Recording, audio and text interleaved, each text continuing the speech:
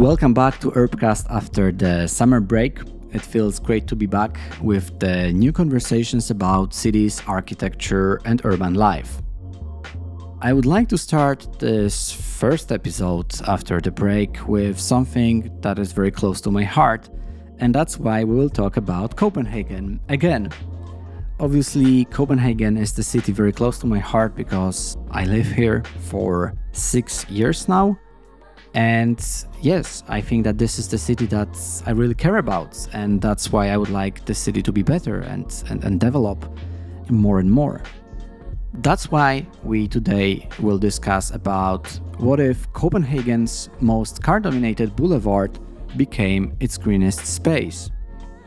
And why should we discuss about it is simply because although Copenhagen is portrayed and known to be a very sustainable and livable city, it is actually not very green. Especially compared to other European capitals, the share of greenery, the share of tree coverage is kind of low if you compare to cities like Oslo or Paris or even Warsaw. And that's where today's conversation starts. My guest is Viktor Forchhammer, who is an architect at the landscape and urban design studio called Kragh Berglund. And Viktor and his colleagues have developed the Copenhagen Boulevard vision, realistic yet transformative proposal to reimagine Andersen Boulevard, which is the city's busiest and most polluted street. Today we will talk about how the 1960s car planning still shapes Copenhagen today, why the trees, pavements and public spaces are not just nice to have but are essential for livability, and the political and financial realities of bringing greenery back into the very heart of the city. So simply, how much does it cost to bring trees into the city center, and how to make politicians approve projects like this. So, can Copenhagen's biggest road become its most vibrant green boulevard? Let's find out today.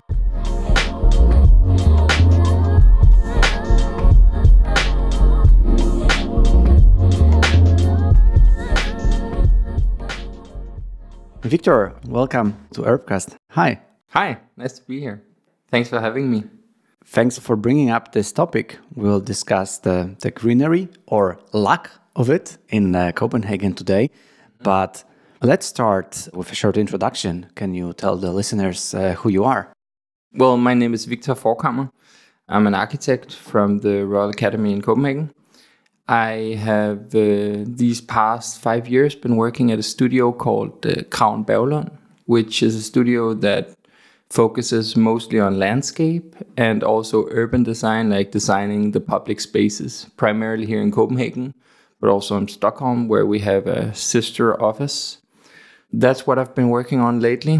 I have, before I studied architecture, I have a background from social science, so like the public realm and what's influencing all of us in the urban design, that's my primary interest.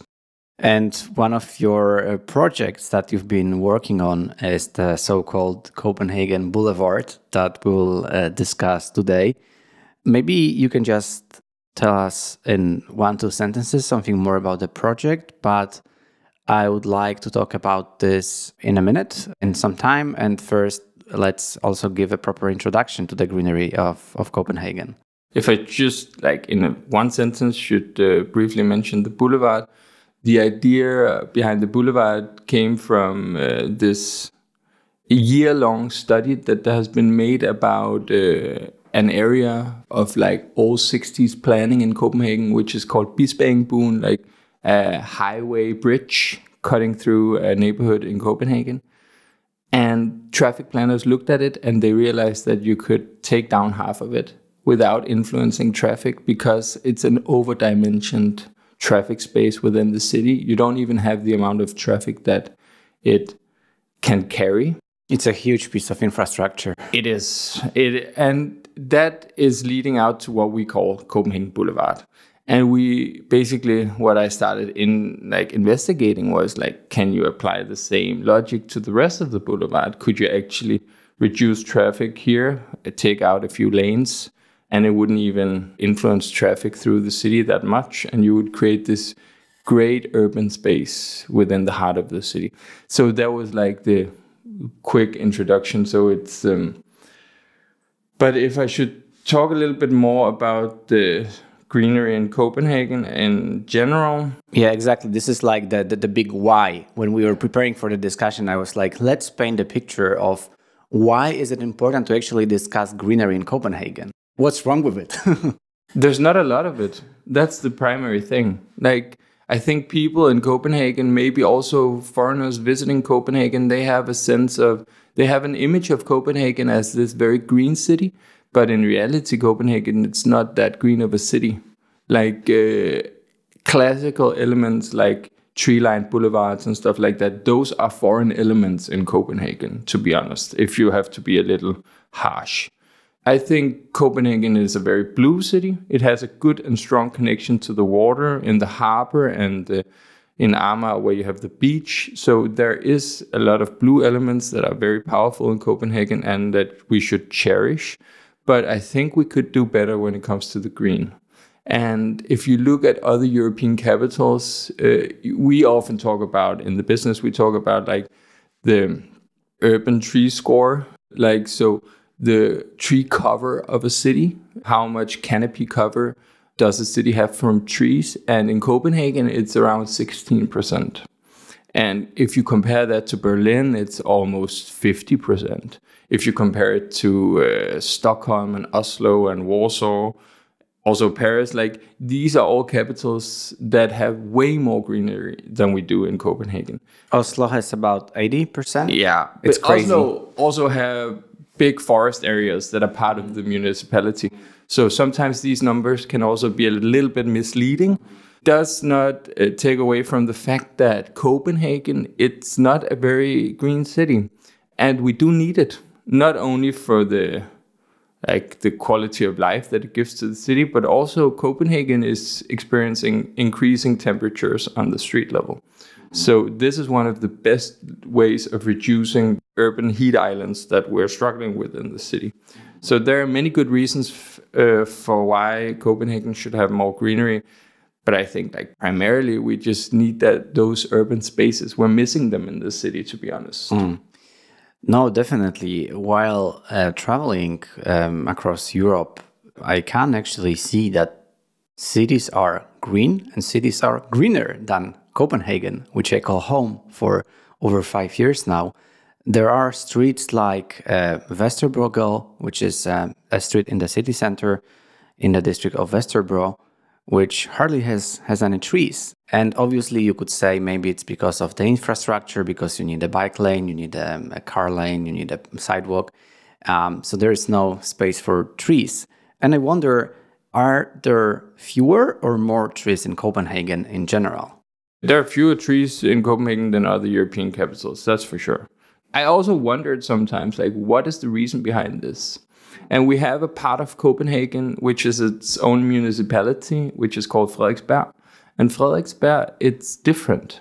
They have a culture and a history of planting trees that we haven't had in the municipality of Copenhagen. They have like a stated goal from the city hall in Frederiksberg that every apartment should be able to see a tree. And you come nowhere close to that in Copenhagen. There's like, if they had to do that, it would be so immensely expensive for the city that they would never do that.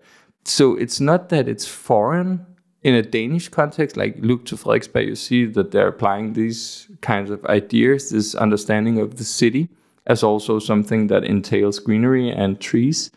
But for some reason, Copenhagen was never really planned for, or lately at least have not been planned with trees in mind. And I think there's something about like being very logical, and you're also talking about creating spaces for sidewalks, bikes and cars, bus lanes, all this kind of stuff. And then trees, it just seems unnecessary in this like very rational way of seeing the city, maybe. I don't know. It's a shame. But no, definitely. I mean, this example of Frederiksberg is very good because almost half of my time I live in Denmark. I live in Frederiksberg. Before I was living at Islandsbrygge, which is also a great district. has some greenery, but Frederiksberg has this great rule of having greenery and this rule of having a tree outside each of the windows, right? I mean, you have to able to see some greenery, and it's great. I mean, I love this idea. It's so beneficial, and obviously there is a lot of studies about the great aspects of having greenery in the city, right? For mental health, for overall social well-being. So, what is Copenhagen doing about this situation and the trees? There is this project called 100,000 trees in the city. Can you tell us something more about it? That was this grand plan 10 years ago, I think.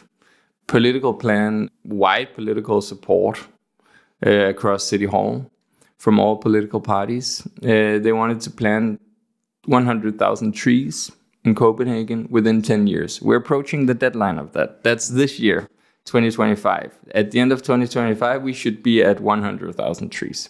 The sad thing about this was that it was sort of revealed as, I won't say hollow political promise, but almost. Like, we planted all of those trees out in an old dump next to the highway out on Amager. Because if you plant small trees, small shrubs, 10 centimeters tall, they only cost around 10 kroners. Planting trees this way, that was not the reason they came up with this goal. It was because Copenhageners were calling out for more greenery in the city. So if you plant 100,000 trees or around that figure all the way out in the outskirts of the municipality where it's the cheapest, but also where the trees have the hardest condition for surviving because it's an old industrial dump, and like Copenhageners probably won't go out there because it's right under the highway bridge connecting to Amager. So it's not showing political will about creating green spaces that will actually be used by the citizens of Copenhagen. Those green spaces are within the city, but those green spaces are also way more expensive because land is more expensive inside the city center, but also because like digging up a road and planting trees, that does not cost 10 crowns per tree, right? That's 100,000 crowns per tree. Like, it's immensely expensive compared to, it was this political goal where they just wanted to achieve 100,000 trees, and no matter the price, but the price came into consideration at the end. So this was the cheapest way of doing it. And the sad thing is that I think almost 50% of those trees planted out there have died and withered away because the conditions were so poor for planting trees out there. It's a project that when you read the name, you think like, oh my God, like 100,000 trees. It has to change the whole landscape of the city, but then you end up not seeing those trees because they are planted somewhere outside or they are extremely small. What does it tell us about the priorities of the municipality, of the local government? It tells us that prioritizing trees in a way that you see it on the budget, that it's an actual political priority that you set off the right amount of money to, that's still a bit foreign to the politicians in maybe Denmark, but at least here in Copenhagen, I think. I think changes are happening. I think people are getting aware of it. I think talking about urban heat islands and the effect of planting trees within the city and how that can cool the city, these kinds of more like rational, pragmatic ways of talking about tree planting, not only as like an aesthetic thing to the city. I think that helps. That's changing minds.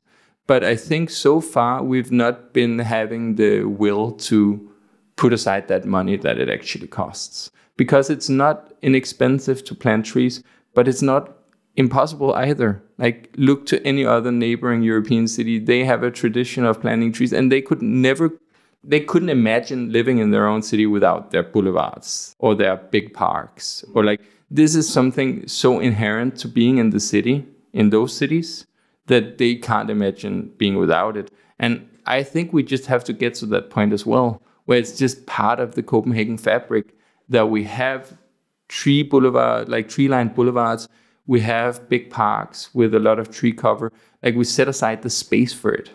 I think it would benefit the city immensely.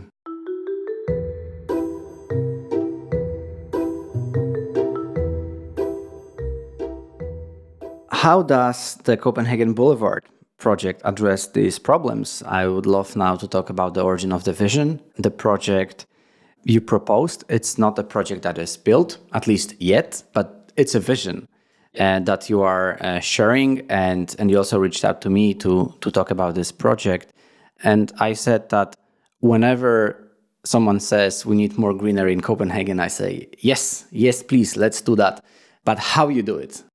The project Copenhagen Boulevard is basically a transformation of one of the most discussed roads within the city.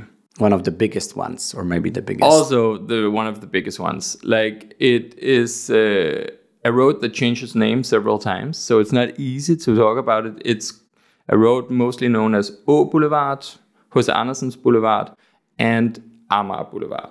So it's a road that stretches for 5 kilometers through the city center, connecting Amager to Nordvest. And it's a road with right now between 3 and 4 car lanes in each direction.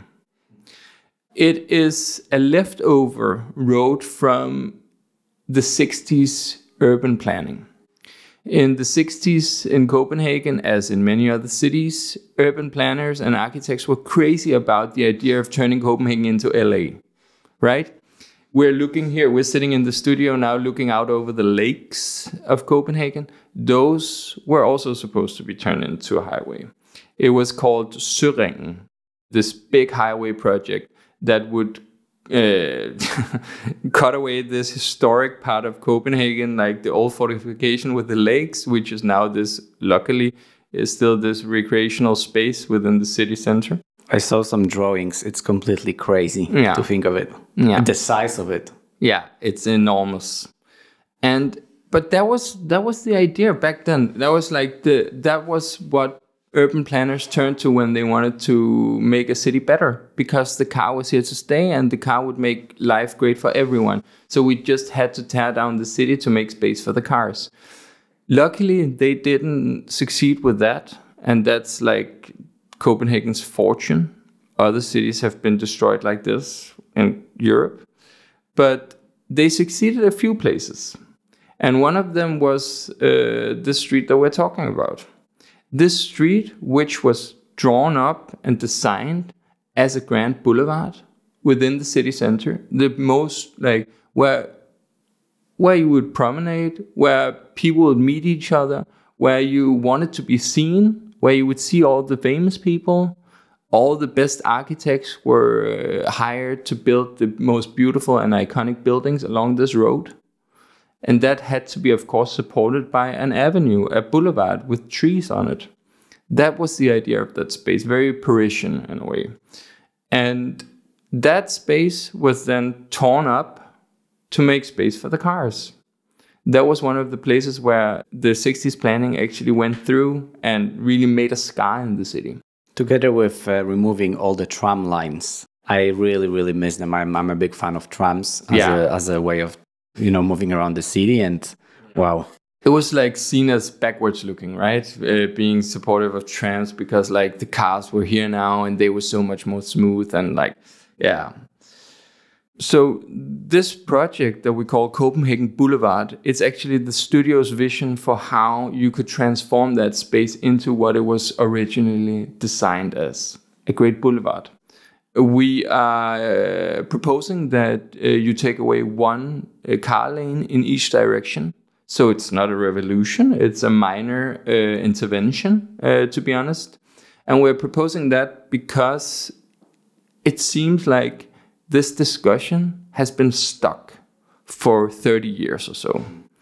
People have been talking about this road like in my entire life. I'm 35 now, and like I've never heard like this has always been a topic. I was born here in Copenhagen, and it's always been a topic. And I mean, it's always been this notion that either you get rid of the road entirely, get rid of cars in the city entirely, or you put them down in a tunnel. Either way, it's such a big intervention that it's always stuck, and we've stayed with status quo. And this proposal tries to change that. It tries to show and illustrate how much can we actually accomplish by doing not that much, because the space is actually there. The boulevard, it's quite wide. It's between 30 and 50 meters from facade to facade along the street.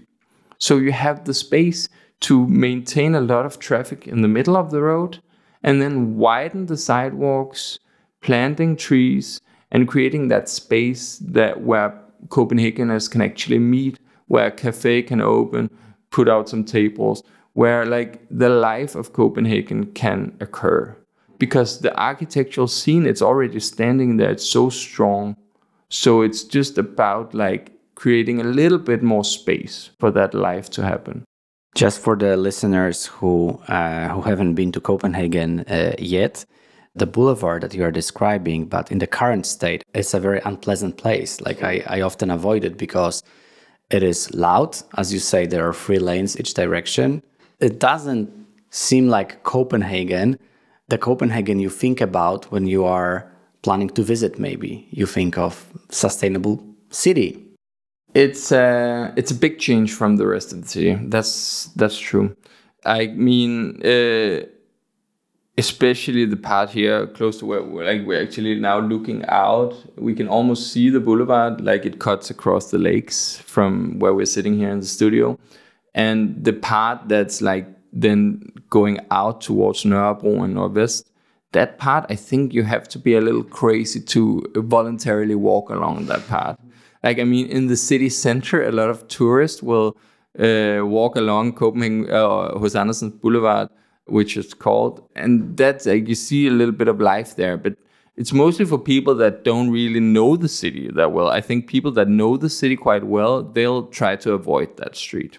But out here in Nørrebro, it's crazy. Like, the sidewalks are so narrow. Like, you feel so uninvited. It's a hostile place to be if you're not within a car. Like, if you're not sitting inside a car, it's so hostile to be in that place. The people living along that street, they're introduced to so much pollution, traffic noise. It's insane, like, that we're allowing this. So, like, that was also like the motivation for trying to see what a small transformation of the street could look like, right? Because once you just change that distribution of space slightly, like, it changes the perception of the space completely, I think. Like, if you go to Champs-Élysées, or if you go to Boulevard Haussmann, or some of these like boulevards in Paris, tons of traffic, but also space for pedestrians, also trees, also like this understanding that it's not only the cars that can fill up the space. And on O Boulevard, or like what we call Copenhagen Boulevard, some of those places, it's like 90% taken up by cars, either in the shape of parking or in the shape of the many lanes. So yeah, that was the idea behind Copenhagen Boulevard. What can a small transformation of this road look like?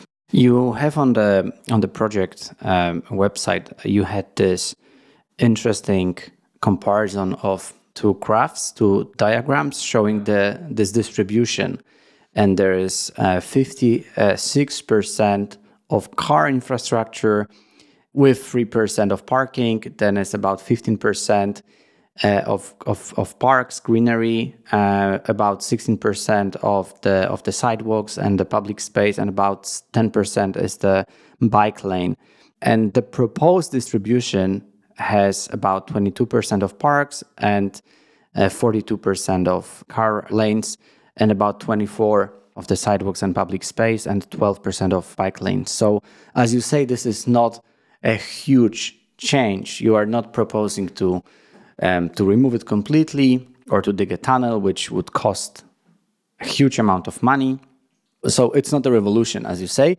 This is rather following the progressive thinking of an approach to urban planning for the last 10, 20 years.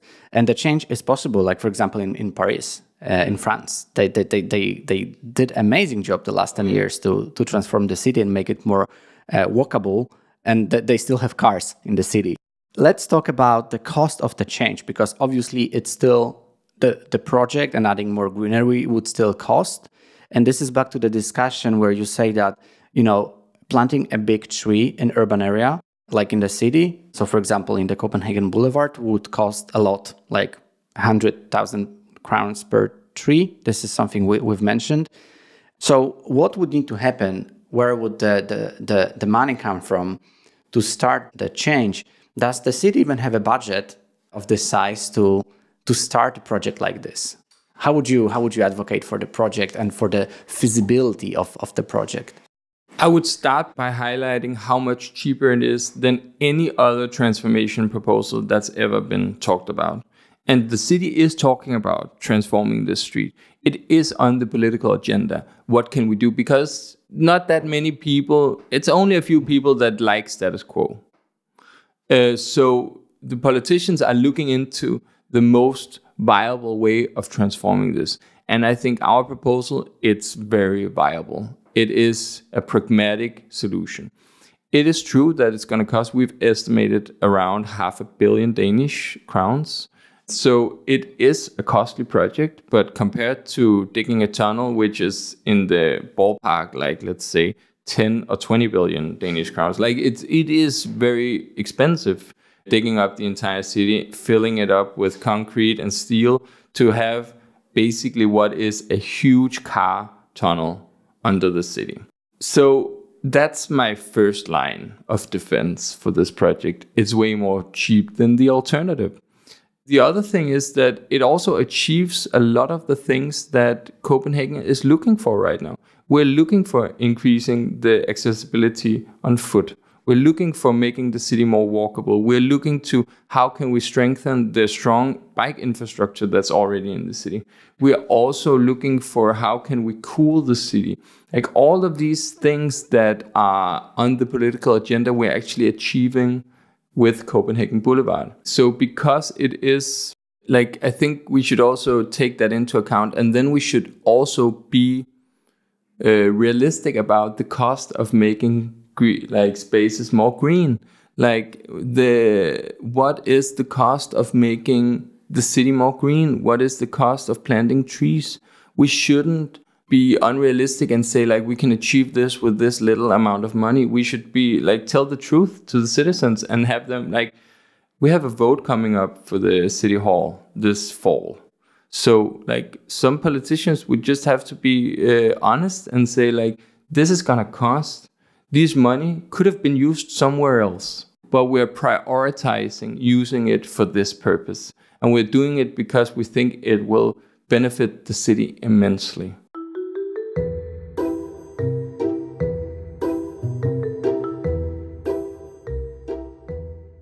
The municipal elections, the local elections coming up in the fall, do you think that politicians running for the council raising this project and investing in more greenery in the city, would they be popular? Like, would it convince people?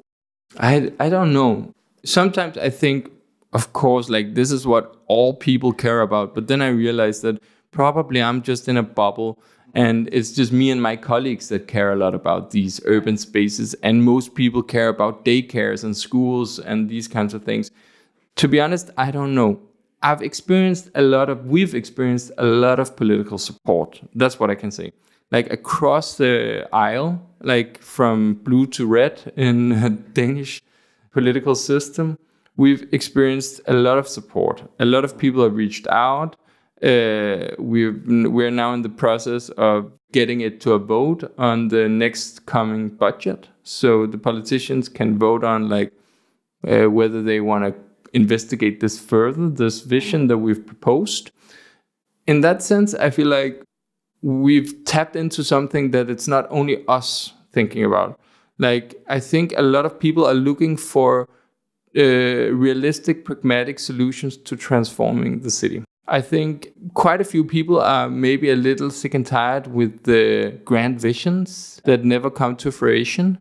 Like we're big on grand visions also in Copenhagen, like building new islands and all this kind of stuff. Exactly. That's something I wanted to mention, that when we discussed this small investment of 500 million into the trees in the Urban Boulevard, the biggest road in the city, At the same time, there is this big project Lynetteholmen being built, which is basically about bringing a huge amount of sand, putting it and creating an island, and then building on top of it. And that's a project for the next 60 years. So just for setting the scene, there are mega projects happening. And the smaller projects like this one is something that we really, really need to fight for. Yeah, I think so. Like, that's also my... I think sometimes people, the politicians should look more to the smaller ones, like to the small ideas for how to make small progress in the city, and maybe sometimes shy away from the big mega projects, even though that they are quite flashy and appealing.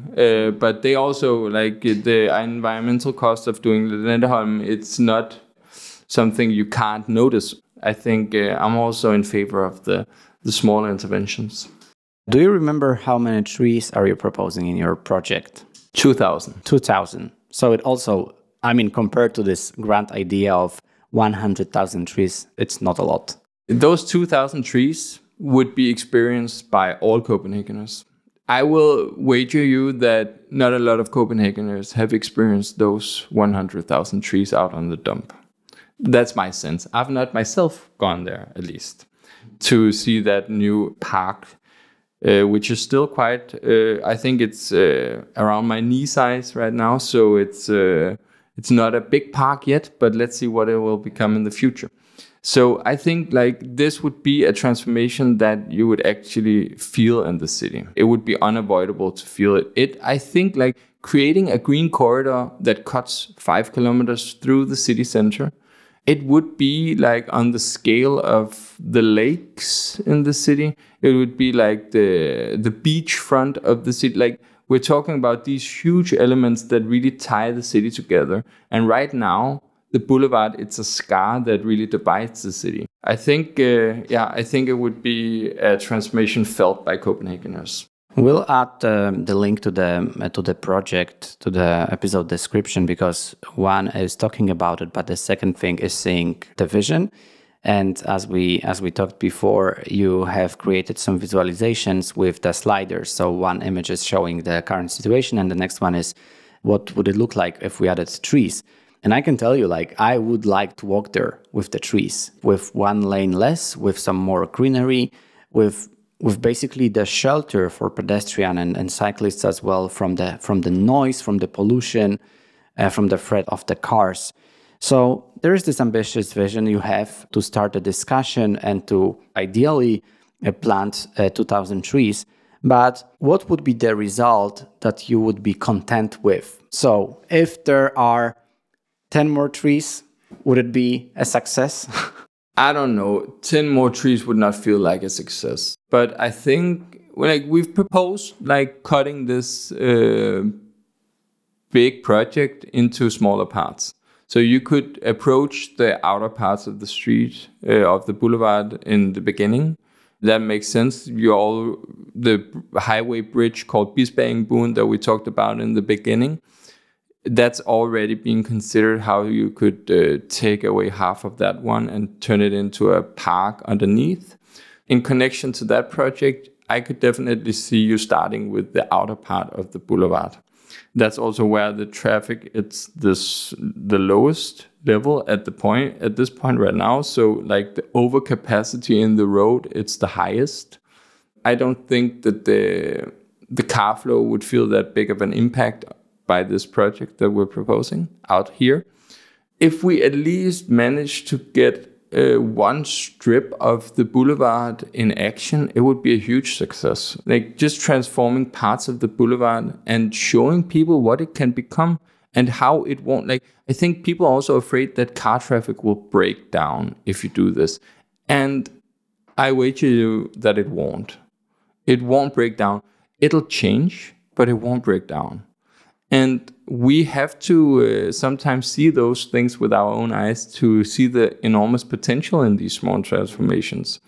Getting part of it done, and I think then the rest would come naturally because it would be so popular.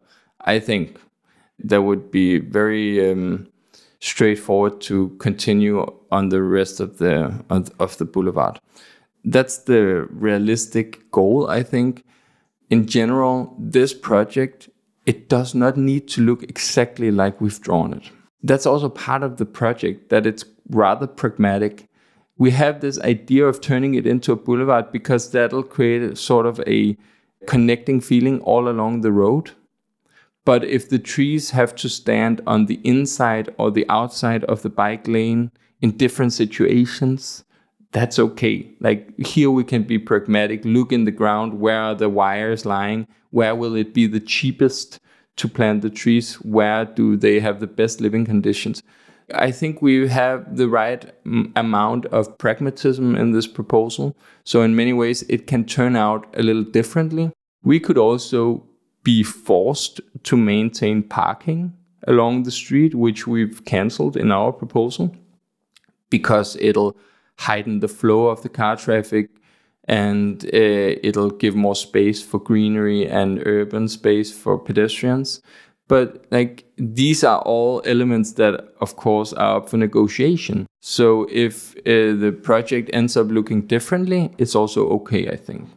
Urban planning is political. It's a process which has to have some compromise, discussion, and so on.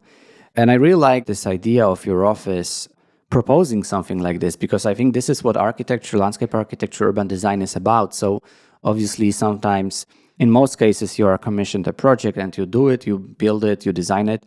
But having the courage to propose a vision that starts the discussion that might eventually, in this case, hopefully lead to change in the city you live in, that's great. So I'm glad that we discussed the project in Urbcast. To summarize, I would love to ask you about a book recommendation. Maybe you have something that inspires your thinking, maybe something that was close to your heart when you've been working on the project. If you had reading to recommend, that would be great. I don't know if it's translated for a wider listener audience. I am a big fan of an architect called Sten Eiler Rasmussen, which is a Danish architect who was the grandfather of the well-known finger plan of urban planning in the capital center around Copenhagen.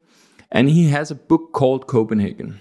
And that book, I think it's extraordinary. He talks about these changes that we're now still talking about. And he has such good reflections on it. And also you can see that he has like an optimism about the cars and these new kinds of roads where there are no facades, like what we would now call a highway.